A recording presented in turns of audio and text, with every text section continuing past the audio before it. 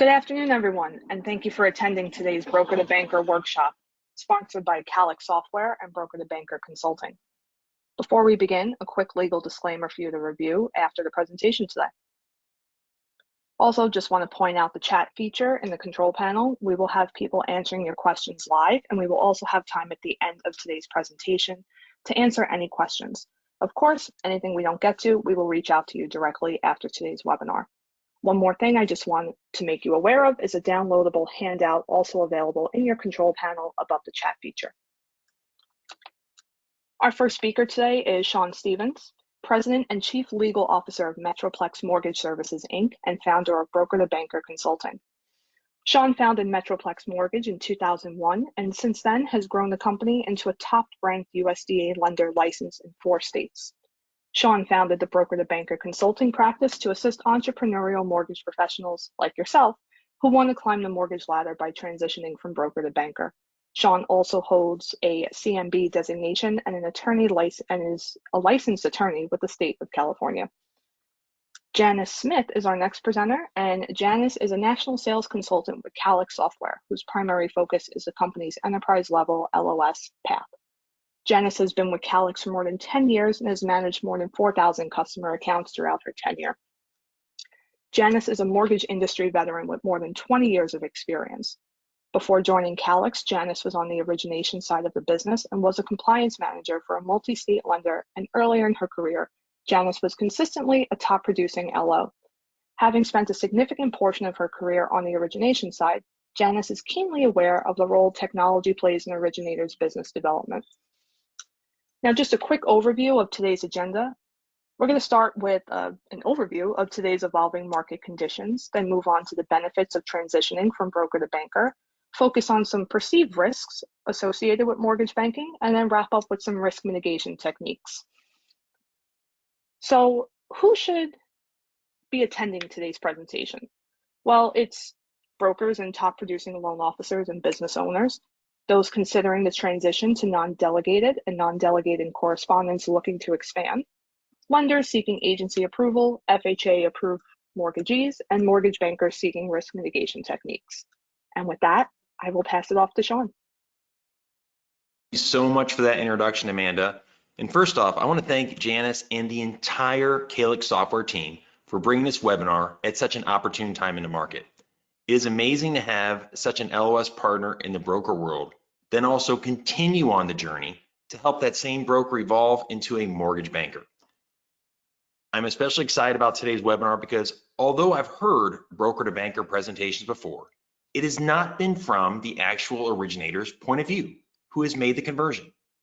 And because I started in the position of a one-man broker shop over 2 decades ago and have grown to be a multi-state delegated lender, I want to share the practical part of the process as well as the mechanics involved with making the transition.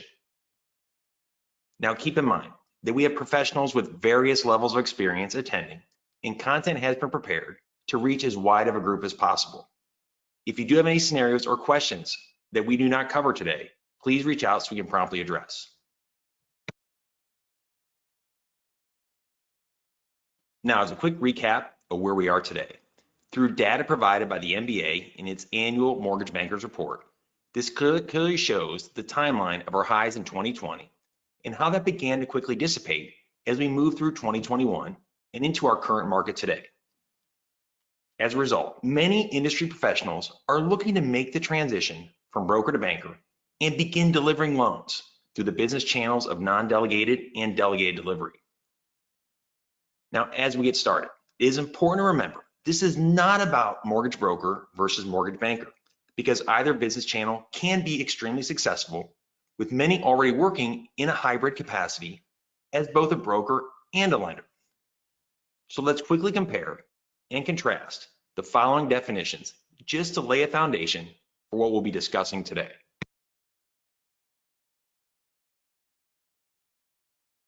I don't know what a broker does. Here is the technical definition as provided by the CFPB. Please note that this definition includes loans that close in its own name in a table-funded transaction. And also remember that this type of transaction will include maximum broker compensation amounts, as you know. On the other hand, A mortgage lender is the creditor in the transaction who provides the source of funding at time of settlement. Money earned on the sale of the loan is treated as a secondary market transaction and not subject to broker-lender compensation agreements. It is important to remember that loan officer compensation rules will always apply, whether you're a broker or lender. However, Reg Z states the following. The rule does not apply to payments received by a creditor when selling the loan to a secondary market investor. When a mortgage brokerage firm originates a loan, it is not exempt under the final rule unless it is also a creditor that funds a loan from its own resources, such as its own line of credit. And we'll be talking further in detail about warehouse lines of credit later today, because that is one of the common questions that comes up in the day-to-day conversations. As a non-delegated correspondent, this makes you responsible for funding and delivery of the loan package to the approving lender. But you are not responsible for underwriting and approving the loan, since that is handled upfront by the investor who purchased the loan from you. Because of this, there are many safeguards built into the non-delegated channel, which are geared to help an emerging banker. In contrast, while delegated correspondents are also responsible for funding and delivery of the loan to the end investor, they assume the risk of underwriting and approval pursuant to agency guidelines and those investor overlays. This does provide for increased margins and control over the process, but also higher risk.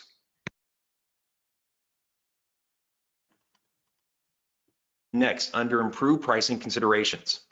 First off, once you become a mortgage banker, you can expect increased margins and overall profitability. Upon reviewing the non-del versus broker pricing question amongst various lenders and taking into consideration current market conditions, it is reasonable to expect a pricing improvement of up to 12.5 basis points for those non-del versus broker transactions. For example, assuming this price improvement at 10 loans per month with an average loan size of $400,000, you're looking at $500 per loan, $5,000 per month, and an additional $60,000 per year, just off this pickup in pricing. And while this will vary between investors, in today's market, every basis point counts. And you'll hear me say that multiple times throughout our webinar today. Also remember that because lender pricing varies among product types, it is critical to optimize your investor set to align with your loan production.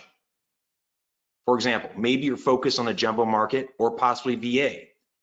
Align your investors to maximize pricing for the core loan programs being originated.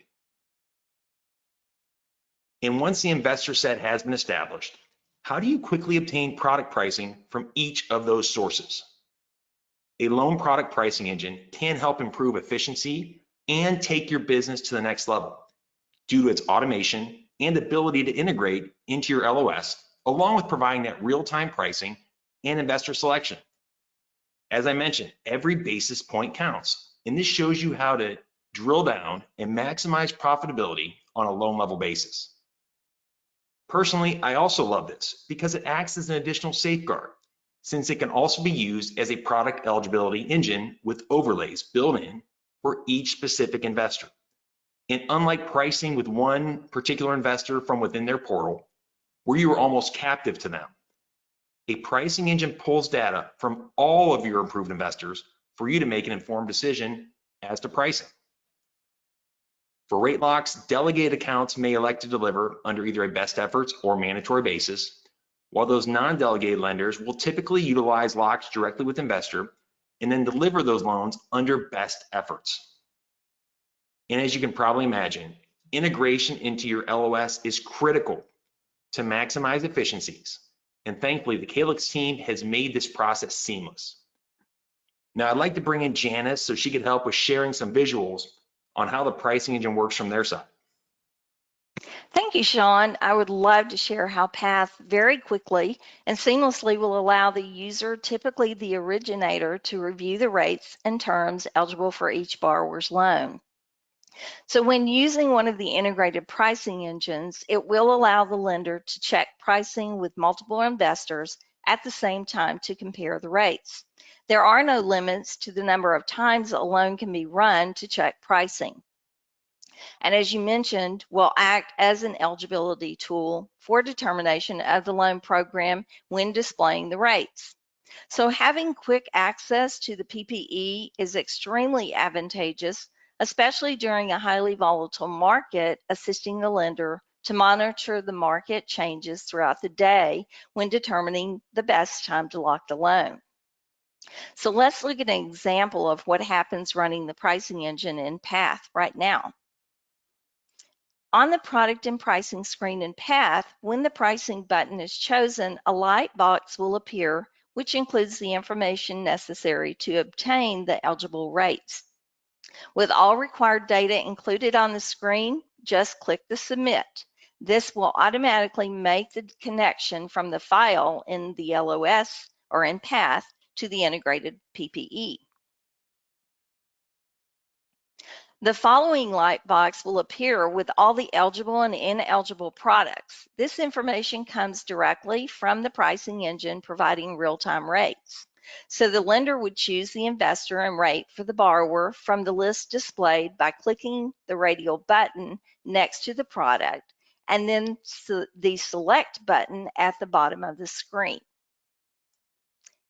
The next light box will appear, which includes the rate grid for multiple rates and term of lock options. The lender would then choose the appropriate rate as shown and click Select.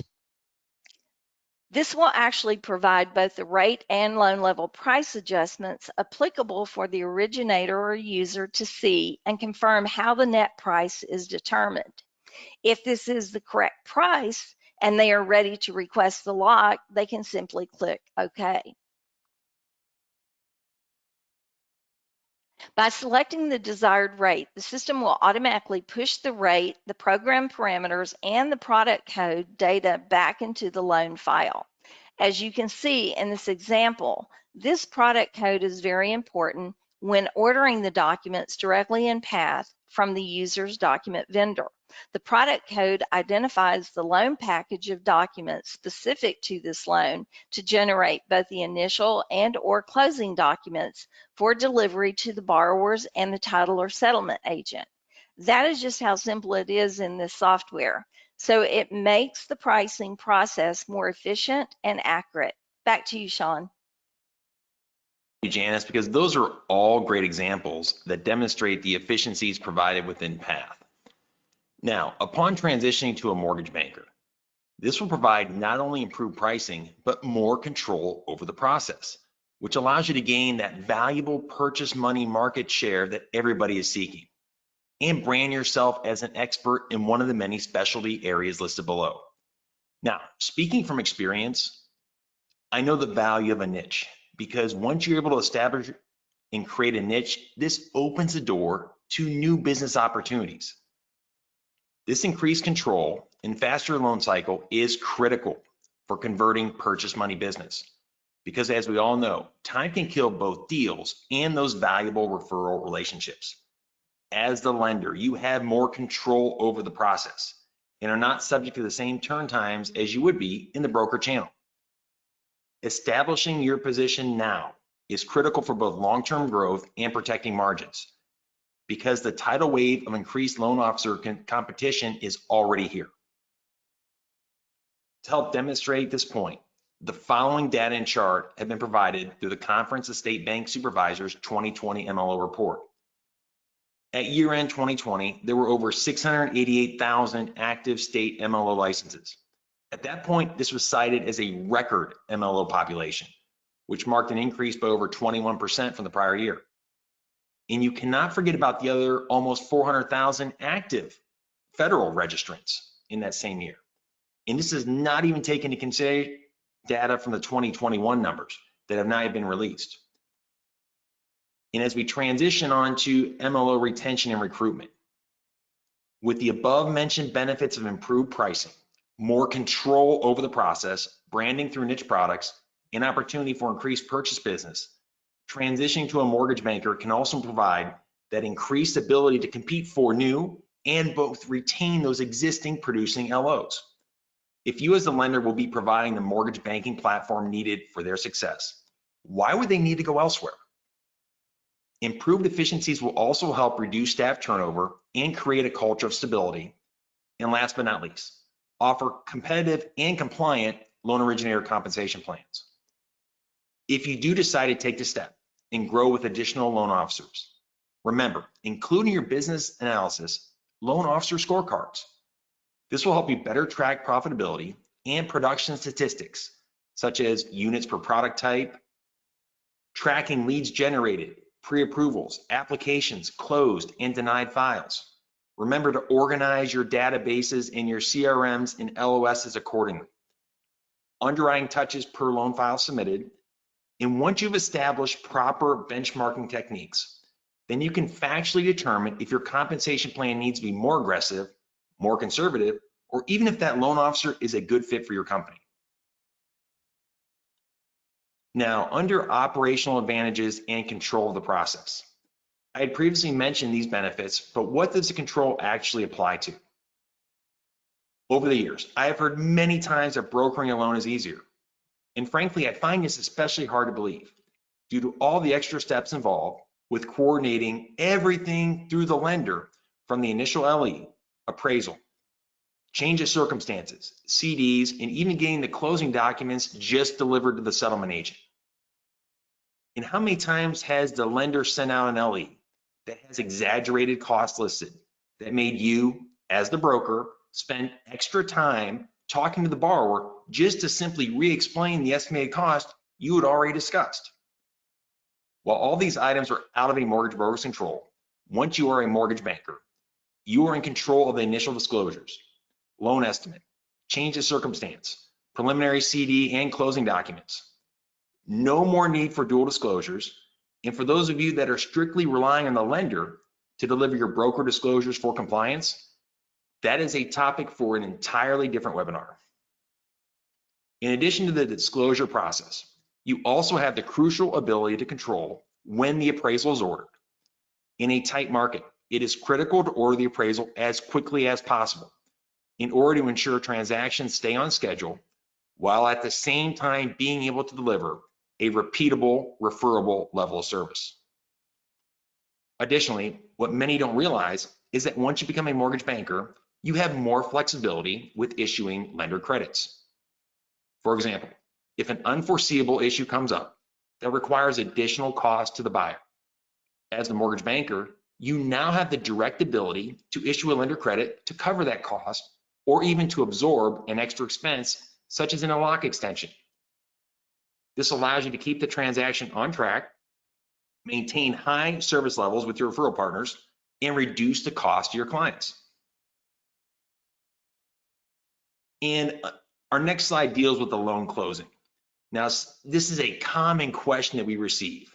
So let me start by saying that the ability to draw your own closing documents and schedule the closing independently can be a game changer, especially in a purchase money market. One of the biggest concerns I do hear is that we don't have the staff to handle that, but there are solutions for those concerns, so make sure you're not overwhelmed.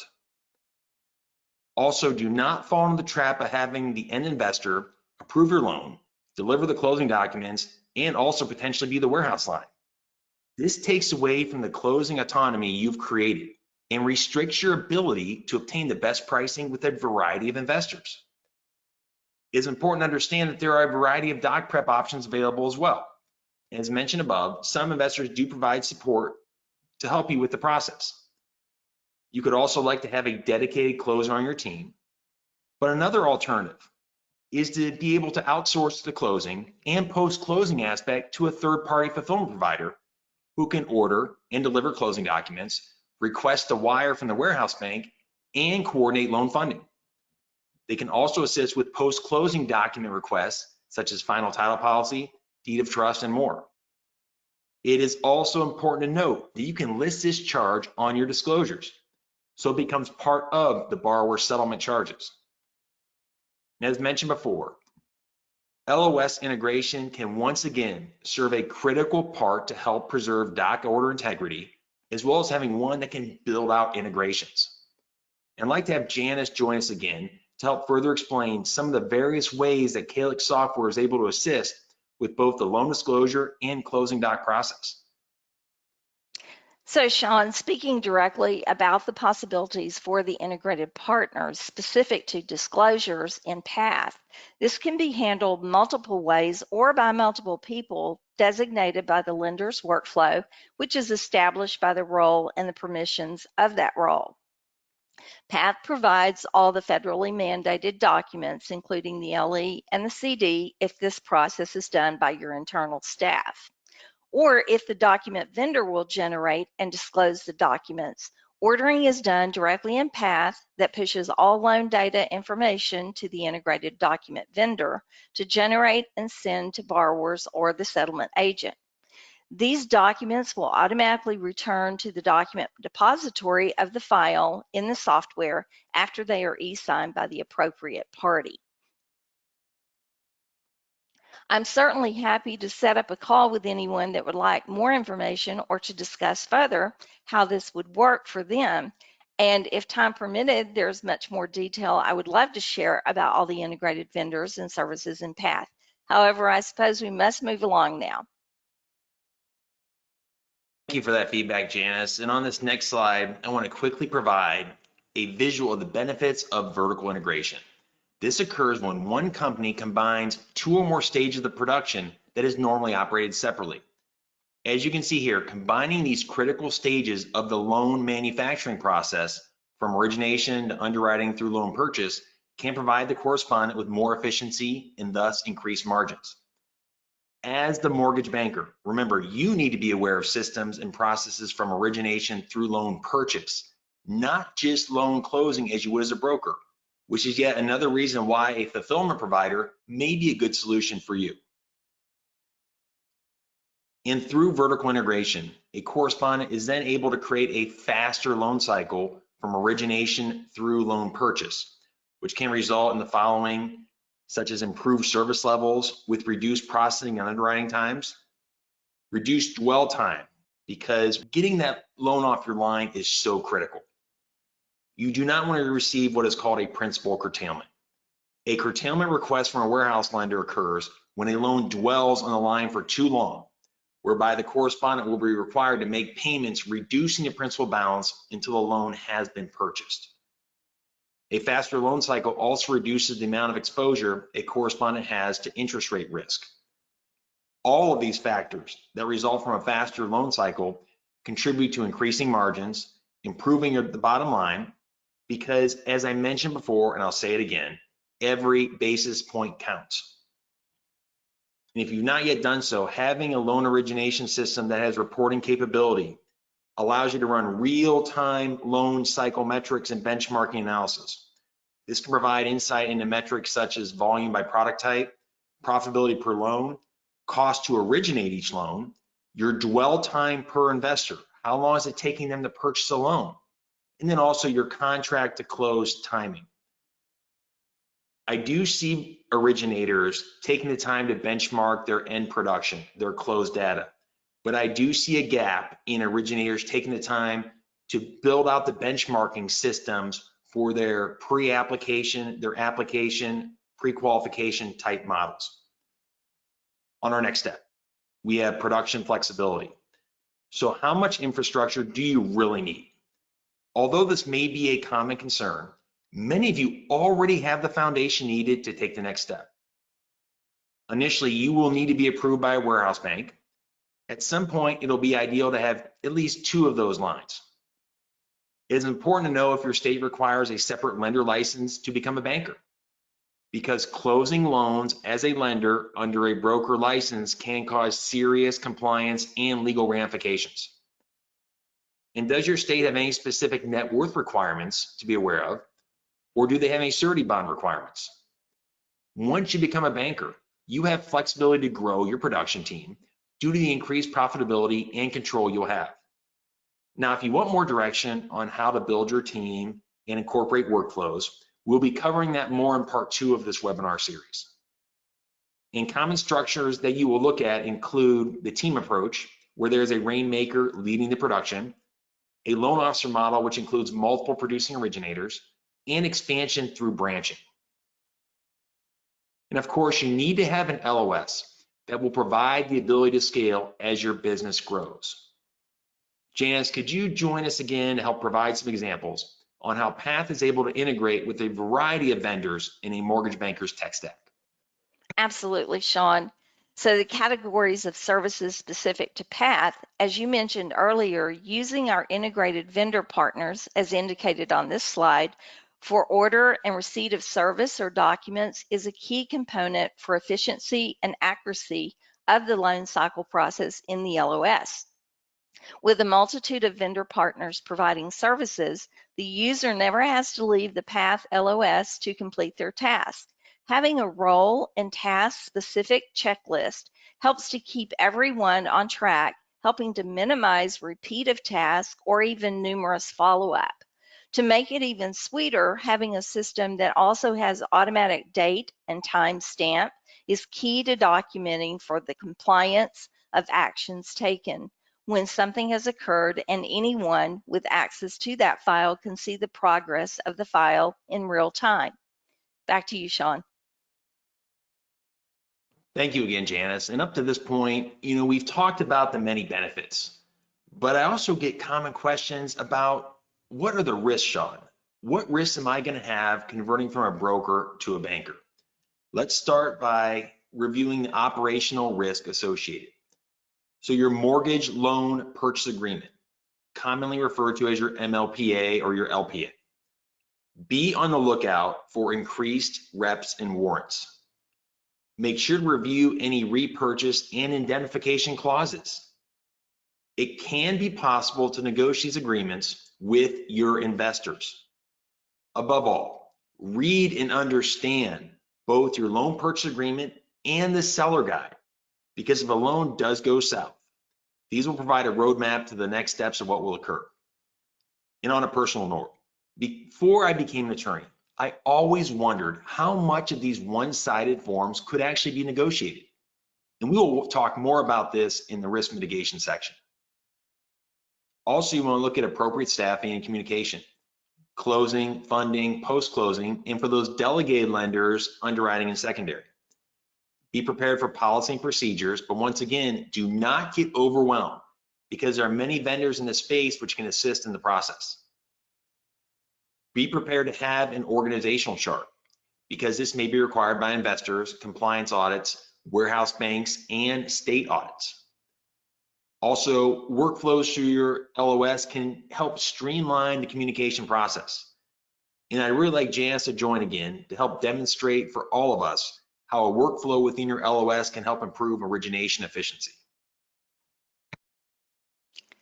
Absolutely, Sean. So the beauty in PATH is the workflow configuration is company specific to conform or make critical changes or enhancements to the company's loan management process.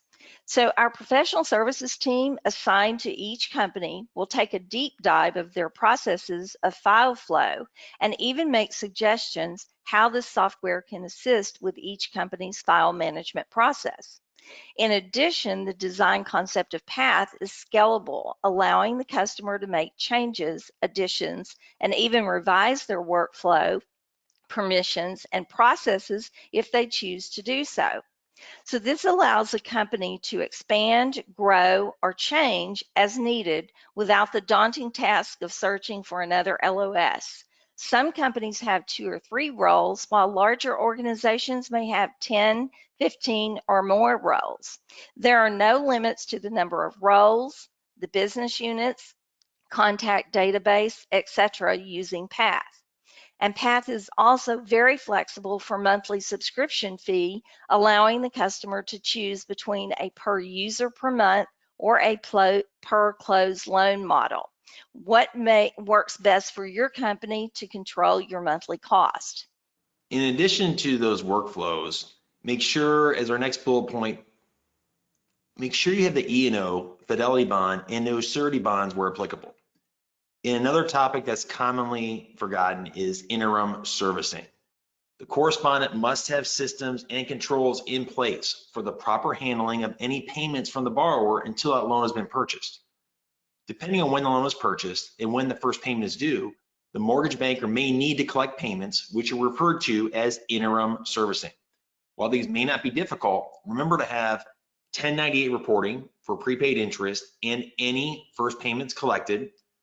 Uncollected first payments may also create repurchase risk. As a result, post-closing and shipping efficiency is critical. This is yet another reason why a fulfillment company may be something for you to consider if you are not already using one. Now, our next slide covers product availability risk, which is where a specific product is no longer available post-closing due to market conditions. A perfect example of this occurred during the onset of COVID-19, which caused a severe tightening of the non-QM markets. At that point, it was difficult, if not impossible, to sell these loan types in the secondary market during this time. And if you are holding unsaleable loans on your warehouse lines, the unfortunate solution is the scratch and dent market where loans are sold for a substantial discount. That is why it is always good practice to have multiple outlets to help in the case of unforeseeable events and to refine your investor stack to be compatible with the loan programs produced and to have multiple outlets in case you need a backup plan. Now, what type of regulatory and compliant risk should you be aware of? Remember, the information on this slide is great practice regardless if you're a broker or banker. Be aware of CFPB regulation through enforcement, as well as state banking departments, attorney generals, and regulators. In addition to RESPA, be prepared for Reg Z, your truth in lending, Regulation N, ECOA, UDAP, the SAFE Act, and what's also being an increasing area of focus is fair lending and redlining. Make compliance a top priority on a company-wide basis at every level. And once again, your LOS can be a true partner due to the various vendors and compliance checks that can be integrated. Can you help Janice join us again and further illustrate some of the various vendor integrations that have been built in the past? Because this can be a valuable resource that can help take your business to the next level and help you scale. Absolutely. Again, in PATH, there are many options to address or identify the compliance requirements. For example, each role can have a color-coded pipeline alert dashboard, which is established by using the business rules, or using one of or more of the integrated compliance or doc vendors in PATH to run tolerance checks throughout the loan cycle. And using our own QM software developed and maintained by a wholly owned subsidiary of Calyx called Loan Scorecard, you can monitor the QM is done with unlimited runs anytime by any user throughout the loan cycle at no additional cost, which generates a very easy to read findings report. These are just a few that I can mention today. In addition to that, you have to be prepared for quality control. And while quality control processes are important for all channels, stronger QC procedures are recommended for correspondents due to the increased lending exposure risk.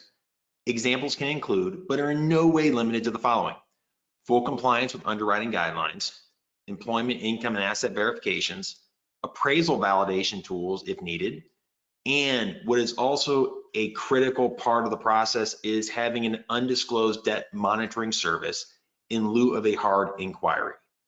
If a new credit report is not required, what solutions do you have in place to both monitor undisclosed debt without pulling a new credit report, which could then change the loan characteristic and require a brand new underwrite of the file? Having to review a new credit report the day before closing is never a good thing. Also, be prepared for your trade compliance. And are you utilizing a third-party quality control vendor or taking that in-house for your post-closing part of the process? Now remember, everything we cover on this slide is good practice for both brokers and bankers. Next, let's review what financials to be prepared for, because this is another question that I receive almost on a daily basis from that emerging mortgage banker community. At the state level, your net worth requirements can vary by state and license type. Agency GSE net worth requirements will also apply for FHA, VA, USDA, Fannie and Freddie. Individual investors will also require a minimum net worth for approval and recertifications. For those non-delegated accounts, typically have a lower threshold and will vary by investor, with unaudited financials being allowed in some cases. For delegated approvals, you can expect higher net worth requirements, with many investors requiring $1 million or more, but depending on your relationship, experience, and product type, exceptions can be possible. And above all, don't forget about warehouse bank requirements for approval and those subsequent renewals. Be prepared for whatever warehouse bank you're working with. What are their minimum net worth requirements and the documents needed to support such, along with E&O and fidelity bond coverage minimum requirements. Sean, I actually have a question, if you don't mind. So recently I've spoken with several warehouse lenders and I've found it to be a little confusing. So could you take a moment to explain how various warehouse lines differ?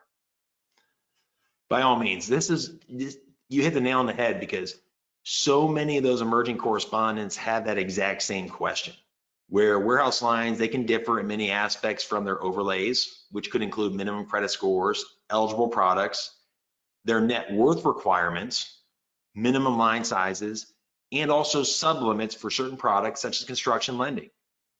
And as I mentioned before, ideally you want to have at least 2 warehouse lines as good practice. But if you do not have one or are just getting started, work with what you have until you begin to grow. Remember to not get overwhelmed, because we are here as a resource. Now, continuing on, documentation to be specifically prepared for will include items such as your GAAP audited financials and or unaudited financials, depending on your lender level. Also be prepared for quarterly financials and any asset statements to verify net worth claimed. And if you are in need of E&O, accounting, or warehouse bank contacts, please let me know so we can schedule a call to review. And as we finish up this risk section, I want to briefly touch on the mini-correspondent model and determine if that provides increased risk or if it's just a valuable reward. And although the last CFPB guidance on this topic was issued back in 2014 under Richard Cordray's tenure, because of the change in administration and the emphasis on an increased regulatory environment, the mini-core model may be ripe for additional scrutiny. The CFPB's concern is that the mini-correspondent may be used to circumvent certain requirements regarding mortgage broker compensation. And as mentioned before, be careful to maintain your independence from certain investors who offer a one-stop shop through warehouse lines, internal LOS systems, doc prep, post-closing, and more.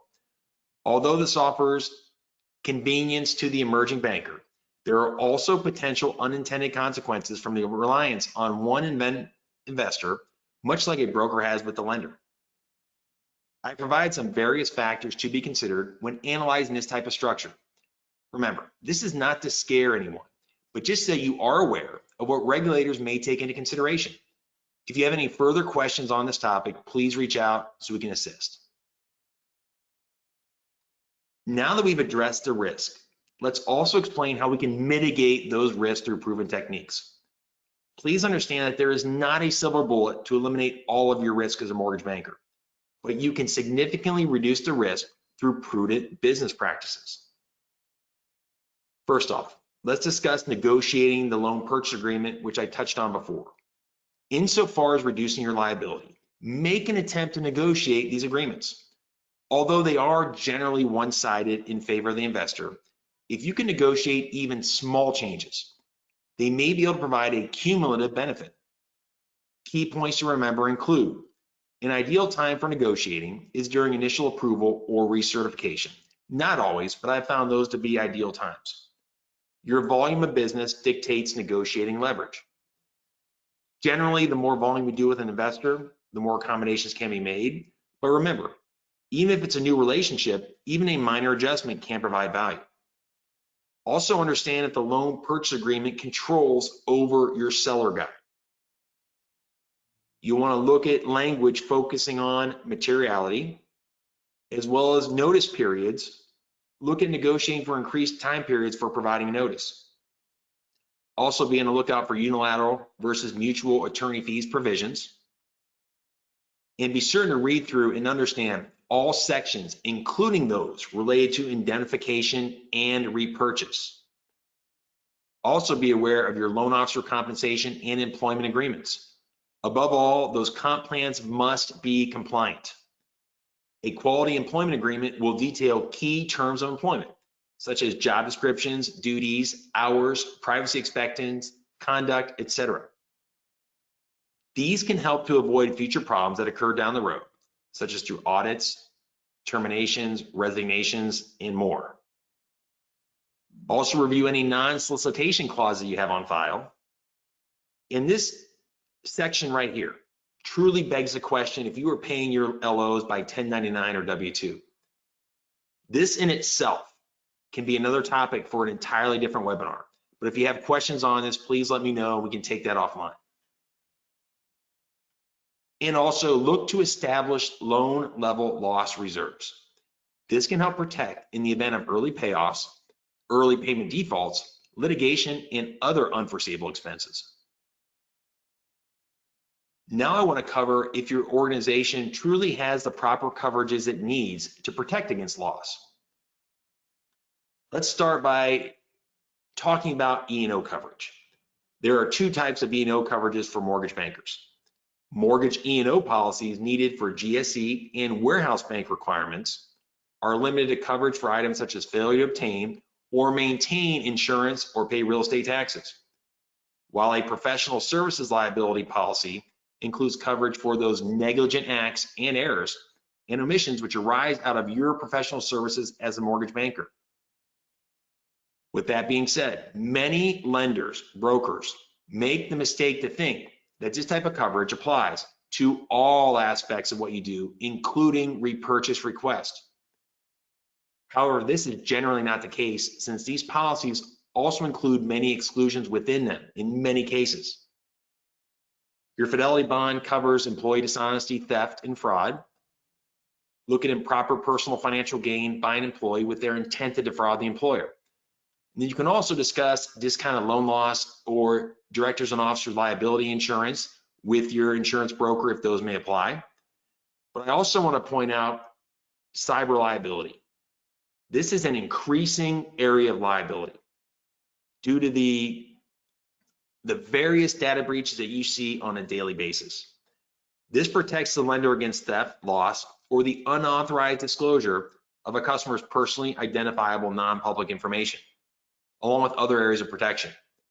At a very minimum, consult with your current carrier regarding any coverage questions to determine extent of your coverage and where you may be at risk.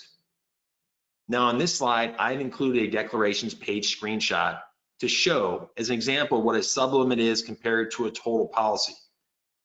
And as I mentioned, you want to have this in front of you. Have a conversation with your insurance broker, understanding terms and definitions of your insurance declaration page. What happens if there is a loss? How does it cover you? As I show here, there's a total policy limit of 1 million, but there's only a sublimit for social engineering fraud loss of 100,000.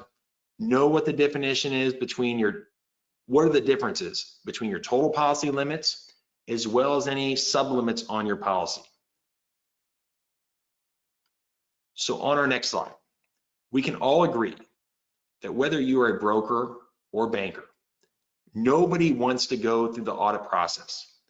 But in order to be audit ready, this requires advanced preparation, which can be accomplished through proper compliance, such as the following: review vendors, internal policy and procedures, origination, and general operation activities. Advertising and marketing.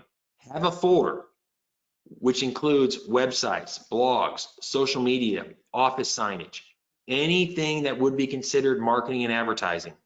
Have some type of folder that you have organized, because I can tell you, these are what state auditors are looking for when they provide their checklist. Having compliant MLO comp plans and employment agreements. Any marketing service agreements, where I have seen many questions on MSAs, especially as more and more lenders are trying to expand their business opportunities in our market. Be organized with your NMLS reports and any applicable state required transaction logs. Have a cybersecurity policy prepared. Be ready for those state audits as mentioned. And also have in place quality control, AML, policy and procedures, and the like. This is another common concern I have where the broker is telling me, I just don't have the infrastructure. Many of you have policy and procedures. Even if those may be outdated, those can be reviewed as a starting point to see how far off you are or how close you may really be. Remember, now is the time to get audit ready, not when you get that notice of examination in your inbox or by certified mail. And as we begin to wrap up and take on any questions, Janice, do you have any final thoughts that you can add for our emerging broking correspondents? I do, Sean. So thank you. There are a couple of things I would like to mention. There's so much technology available on the market. Try not to get lost by doing or having it all at once. There are a lot of bells and whistles, I call it. So be intentional about the changes you would like to make and the technology you would like to incorporate. Begin with prioritizing with a plan to build the foundation, which would be your LOS. Then determine what you would like to add to that foundation and the timing to do so. Also consider including your key internal staff in the process. This usually helps with setup of the new software and also can help them to embrace the change. Change is difficult for many people, especially when interrupting their daily tasks and routine. Be open to changing processes with the software. One of the biggest challenges our implementation team experiences is when customers want to make the new software work like the previous software. So remember, there's a reason that you chose to change it.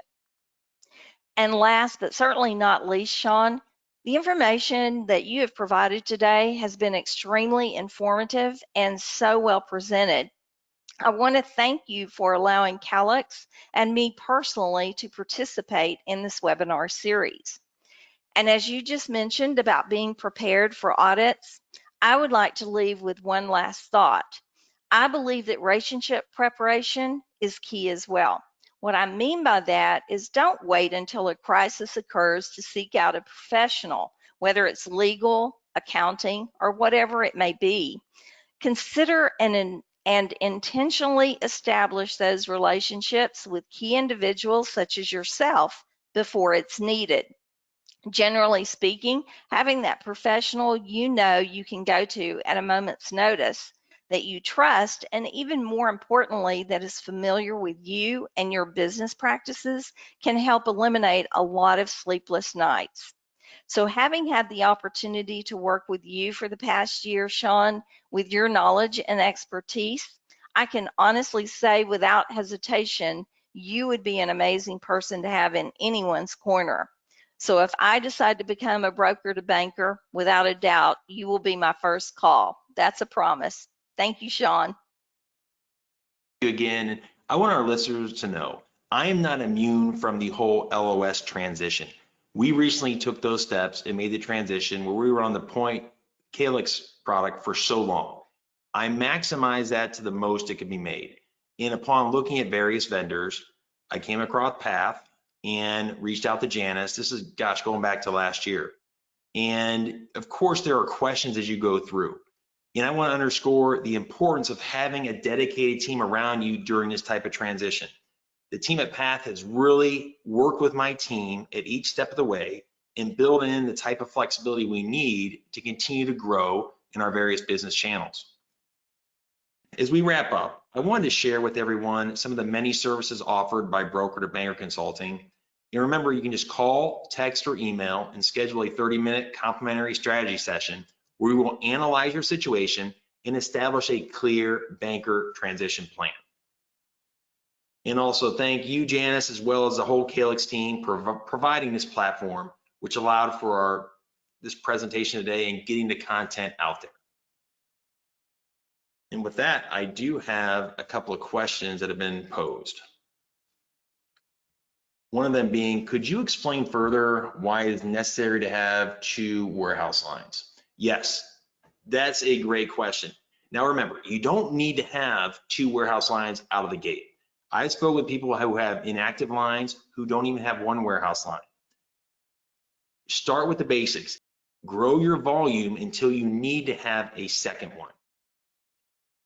Once you have the need, and back to the original question, why is it a good reason to have 2 warehouse lines? Going back to the beginning of COVID once again, credit score minimums were being raised up because of the concern of all the forbearance plans that were coming in. This is back in, let's say, March, April of 2020.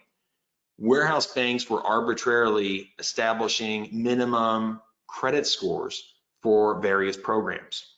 Having a multiple warehouse outlets allows you to be able to utilize, if those minimum overlays come into play, continue to have outsourcing and outlets for funding your loans. So that is one of the key reasons for me needing at least 2 warehouse lines. And of course, depending on different markets, loan amounts are higher in some, lower in others. That could be another reason why you need to, because your loan volume, California, Hawaii, etc., are significantly higher, and that can absorb your warehouse line quickly. So having 2 warehouse lines help absorb your volume and your origination strategies.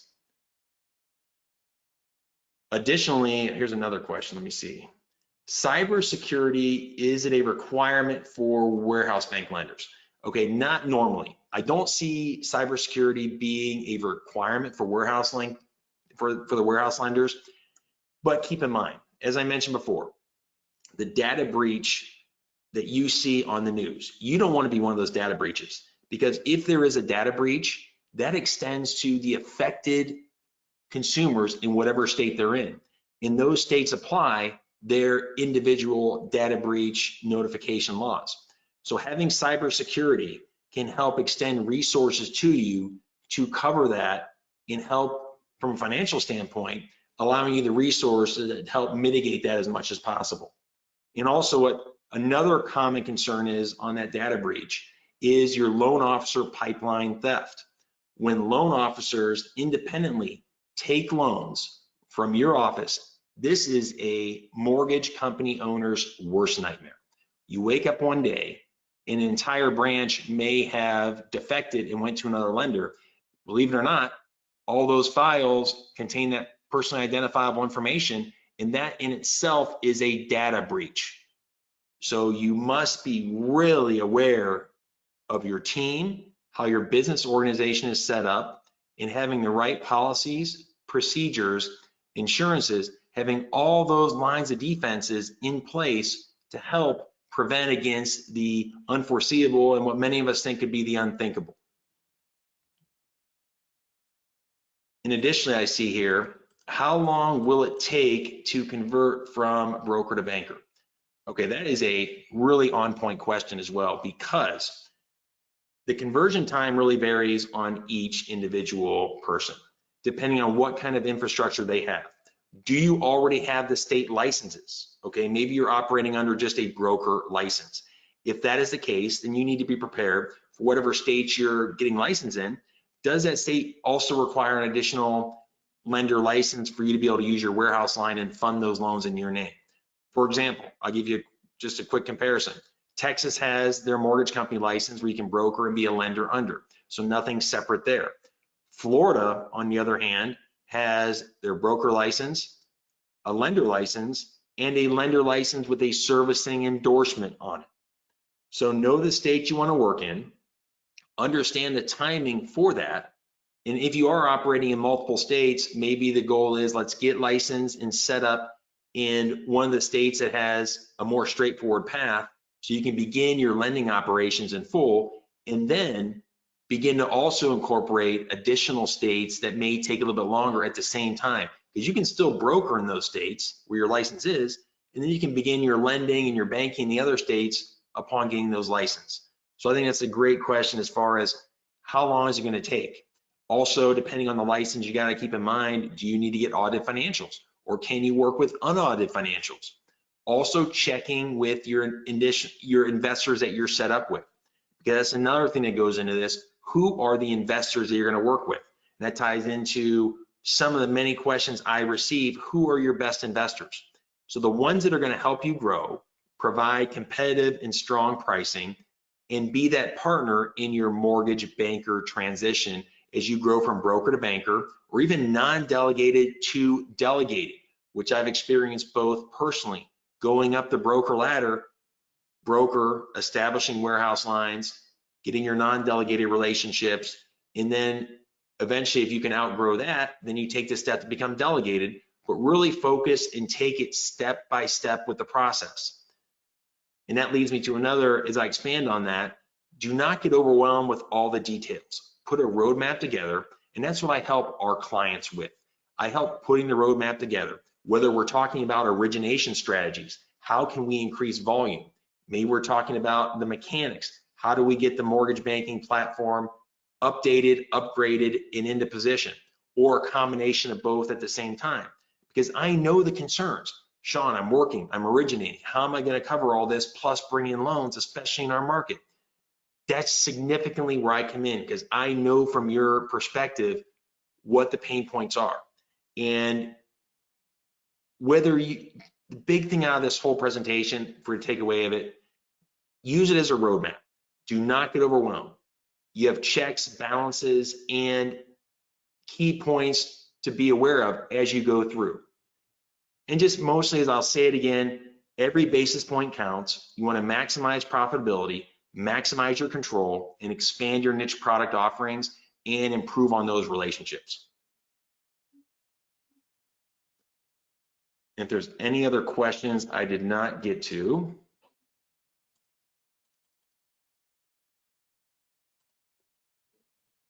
There are a couple, but as we're running out of time, I want to stay as close to our 60-minute window as possible. And for any of those questions that have not been answered, we'll be following up with an FAQ afterwards, or you can feel free to reach out, call, text, email. I'm here as a resource. The team at Calyx is also a phenomenal resource to help you in your path. And whether you end up using those services or not, it's good to know what's out there so you can make an informed decision on who to go with.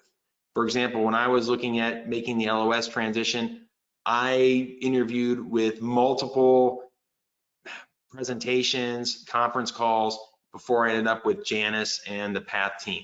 So do your due diligence, do your research. We are here as resources for you to help in that transition.